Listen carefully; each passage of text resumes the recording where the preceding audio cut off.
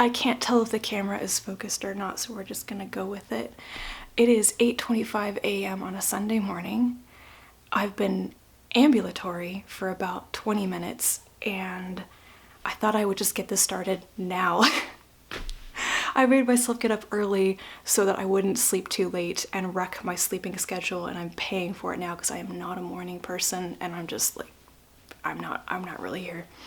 I do not feel like doing anything of substance this weekend, so today I thought would be a great day to laze around, read the first chapters of some books that I'm not sure if I really want to read anymore, and then judge them. Because why not? I've done this in the past. I think earlier this year I did an Unhaul edition of the Try a Chapter tag, and this isn't exactly an Unhaul edition, but I have selected 6 books from my unread books shelf that I'm not sure I'm interested in anymore, or that have just frankly been sitting around for so long I need to decide. So let me show them to you briefly because I haven't read them. I can't describe them very much, but these are in order from least sure to most sure that I might actually be interested in them. So first up is Toddy Went West by Nikhil Singh. This is a book that I grabbed when I was in Worldcon in San Jose last year, so I've had it for a little over a year now. I think it might be too much of an acid trip for me. It may be too bizarre, too out there. This is what Jeff Ryman says about it on the back. Imagine if Lewis Carroll had written 5 Alice adventures and crammed them into one volume, but veering into untried perversions, new drugs, and a beatnik gothic vibe. Only out of Africa. William S. Burroughs, only more imaginative. I don't know, if there's drug use, I probably will have zero patience for it. And we'll see. Next up is Join by Steve Tutongi. This is a sci-fi book that my friend Nicole sent me when she was done with it. We talked about it a couple years ago, so she sent it to me when she was done. I don't know if I will like it or not. It's one of those kind of unknowns, and I've really only heard Nicole ever talk about it before, but I need to dive in and try it. Next up is one of the older books on my shelves. This is Neveriona by Samuel R. Delany. I think I've had this for about 4 years, and something is stopping me from picking it up. I read the first book in this series. This is a fantasy series by Delany. The first one is Tales of Neverion, and then I have the second one in physical copy, and then I have the remainder of the series on ebook. I just need to make up my mind on it. I remember the first book, Tales of Neverion, was not a novel. It was like a collection of novellas, and I thought that the ideas it was working with were really interesting. It wasn't like an epic fantasy adventure in the really traditional sense. It was clearly talking about other things, technology, myth, slavery, and it was really interesting, but I'm not sure why I have dragged my heels so much on starting the second book. Then there is the one book that I own by George R. R. Martin. It's Dying of the Light. This is one of his early novels. It's science fiction. I have the SF Masterworks edition. I did actually read a small portion of this when I bought it about 3 years ago, and remembered thinking that I might not really be interested in the relationship dynamic in it, but I need to restart it. I probably won't DNF this one. I'm not going to get rid of it because it's one of the SF Masterworks. I collect these, which means I make a really, really good effort to actually finish them, even if I don't enjoy them. This is more just to get me started reading it, because it's not very long. Then I have The Phoenix Guards by Stephen Brust. I don't know if this is the first book of the Kavran romances. I'm very confused about the order of those books. I have almost the entire series. I've been collecting them in really cheap paperbacks because I wasn't sure if I'd be able to get them through interlibrary loan or not. These are not the most well-known books by Stephen Brust. It's a series set in his Dragarin Empire universe, which is the same universe that his Vlad Taltos novels are set in, and I've really enjoyed that particular series. Despite that, however, these books are all much chunkier. They're very long, which is the opposite of what I enjoy about the Vlad Taltos novels. They're all quite short. So I think that some of the main characters of these books are also characters in the Vlad Taltos novels. And then this last one is one that I am genuinely excited about getting to, and that is The Invisible Valley by Su Wei. This is translated from Chinese by Austin Warner. I got this a year ago and I was so excited to read it, but I was going on vacation and I didn't take it with me. And it's like I lost the moment.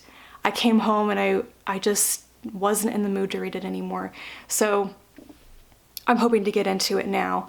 I believe this is kind of a fable or fairy tale, and I don't know much more about it than that. I just really want to know. This is one of the books that Small Beer Press published last year, so I usually really enjoy what they publish. So that is it, and I will check in throughout the day as I read some first chapters and make up my mind on some things. So yeah, first step is to brush my hair and finish my tea, and then I will start reading. Hello! It's been about an hour. I am obviously much more awake, and I have started 2 of these books. I decided to start with the book I was least sure I wanted to read and the one that I was most sure I wanted to read. So I actually read the first 4 chapters of Toddy Went West. They're very short, so I actually read about 20 pages, and my first impression, just reading the first page, was Nick L. Singh can write.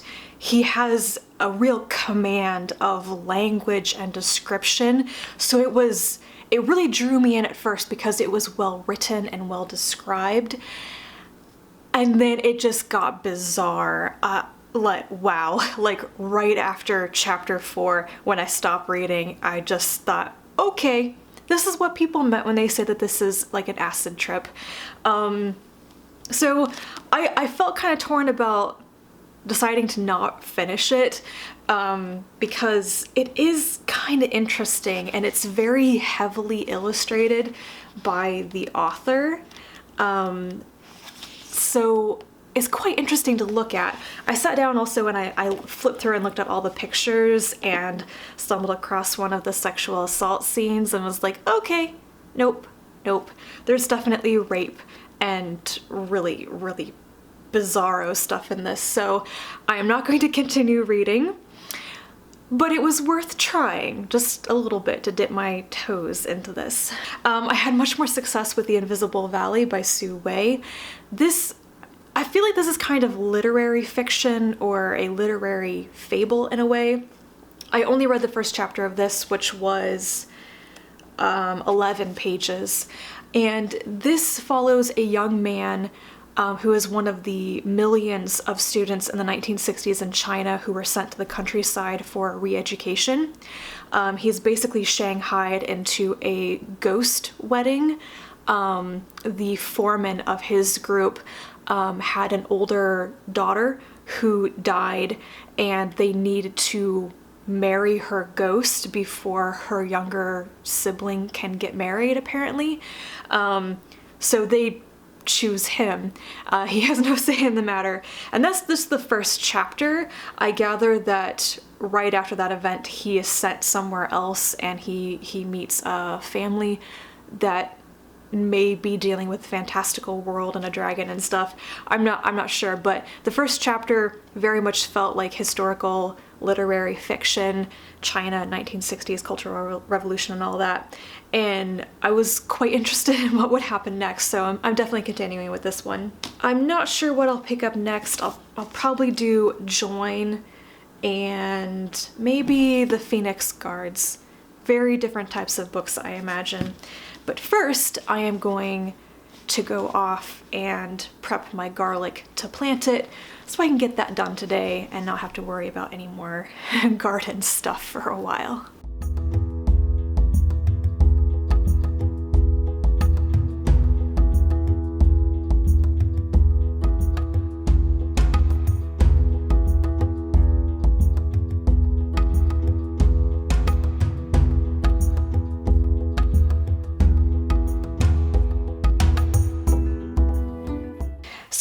I've broken apart 10 giant heads of garlic.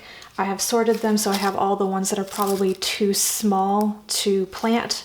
And then I have 65 decent sized cloves, which means that I need another 35 because I plant about 100 cloves of garlic every year.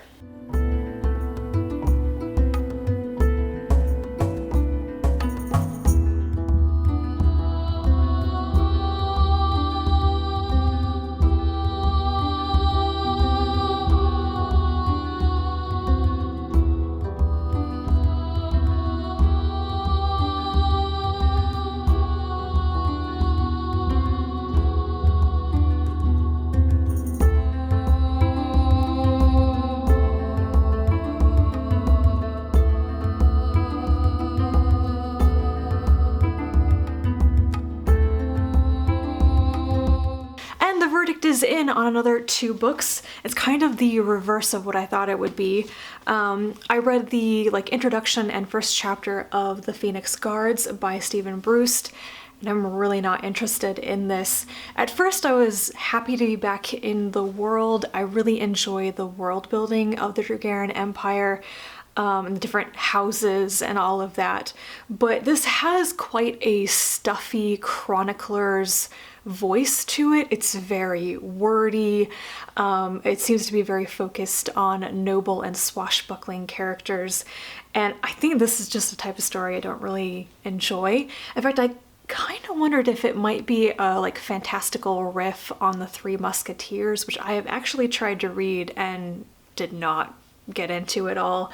So really it features Kavran, a son of fallen Dragaran nobility of, I think he's a Tiasa, as he is set out to join the Emperor's Guard. And he meets some people in an inn on his way, and they join up with him to go have an adventure, basically. It was all right. I just think I would not become super interested in the adventures. So I don't know. I'm definitely not going to read this book. I'm not sure what I'll do with the remaining books in the series. Maybe I should give each of them a separate shot. I'm just not sure it's really the kind of fantasy I enjoy. And then I also read a good chunk of Join by Steve Tutongi. This doesn't have chapters really, it just has really long parts. So I read the first 33 pages or so, and this one surprised me by being very interesting. This is like a near future science fiction when technology has been introduced to join minds into collectives, kind of like a single mind with joined personalities that has multiple bodies. So yeah, the main point of view characters are basically the bodies of Chance, which is a 5-join collective, 5 people who've come together, and one of them, the newest Drive, the 5th one, has been diagnosed with terminal cancer. And so it's a lot of info dumping in a way without a lot of explanation actually of the join technology and the terminology for these things. And I actually thought it was really interesting. I haven't read that much science fiction with collective or hive minds or like AI with multiple bodies. The things that came to mind when I first started reading this was obviously Ancillary Justice with Breck, who is an AI used to having thousands of bodies actually, but there's no joining of multiple consciousnesses in that scenario. And then I was also thinking of, what's his name? Joe Haldeman. I want to say his book Forever Peace also has technology that can join groups of people into like one unit. It was soldiers using that technology. I did not finish reading that book because I didn't enjoy it very much. There's something about this that started to really click with me, so I think I am definitely going to have to continue reading Join and see what I think of it. And I am back, one too many cinnamon rolls later. I have finished the first chapters, or a little bit more than that, of the last 2 books. And both of these were surprising in how much I liked them, especially Navariona. I was like, wow, this is why I liked the first book so much. Let's talk about Dying of the Light first though. This was George R. R. Martin's debut novel and it is science fiction. There's a prologue which describes the rogue planet Warlorn that eventually enters into a system with a bunch of suns and they build a city on it and there's a festival and then it's exiting the system and it's going off to be that rogue planet once again with no sun, no stars, etc. And that's where the story is set, on the mostly abandoned city on Warlorn. And the main character, a man named Dirk, has been called there by his ex-lover, who basically just sent him a message saying, come, I need you. So he came, even though he wasn't sure if he should, and when he arrives, she's like, yeah, you really shouldn't have come, and also she's married, and he's like, but why did you want me here in the first place? So that's as far as I've gotten, the prologue in the first chapter. So we'll see. I'm not sure if I will sit down and read this whole thing now, but I'm definitely feeling more optimistic that I will get to it and enjoy it. And then I read the first chapter of Navariona, and the reason why I liked the first book so much, the reason why I think I like the series so much is it's so intelligent, it's so meta in a way. The first chapter, this little story about a young girl named Prin who tries to ride a dragon. She encounters a woman who tells her a tale, and just there's a lot in here about invention and whether people are credited with their inventions or not. The woman that this girl Prin encounters who tells her this tale says that she invented the writing system that everybody uses in the world and shows Prin how to better spell her name with capital letters. It's just, I don't know, I'm not describing this very well, but it's so intelligent and it doesn't feel like what I always think it's gonna feel like. So this one I will continue with and see where it takes me. So all in all, that was more successful than I thought it would be. I'm only getting rid of 2 books. I'm getting rid of Toddy Went West by Nick L. Singh, Too Weird, and The Phoenix Guards by Stephen Bruce. A little bit more swashbuckling adventure than I care to read in my fantasy. And I'm keeping 4 books that I intend to read. I'll probably read Join quite quickly actually. I'm very interested to see where the technology and the story goes and what the breakdown is. I think I'll also continue pretty quickly with Navariona. Just I feel like I need to continue reading this steadily to remember all the parts the right way. And then I'll probably also continue with The Invisible Valley by Sue Wei soonish. I do think this will be a bit more literary fantastical, and I don't always feel in the mood for reading something that's a bit more like literary fiction. And then lastly, Dying of the Light will probably go back on the shelf for right now, but I do think that I will come back to it relatively soon and actually read it, just not right now. And with the rest of my day, I'm gonna go practice some more knitting. My dad's probably watching this and is like, I told you so, I told you so. I am not taking up knitting. I'm just trying to remember the basics. I'm purling and knitting, guys. That's all I'm doing. Knit, purl, knit, purl. Thank you for coming along with the majority of my day and my random thoughts about books that I'm judging. Harshly, the critic in me. So yeah, I'll be back to talk to you again soon about things that I've finished reading. And until then, bye.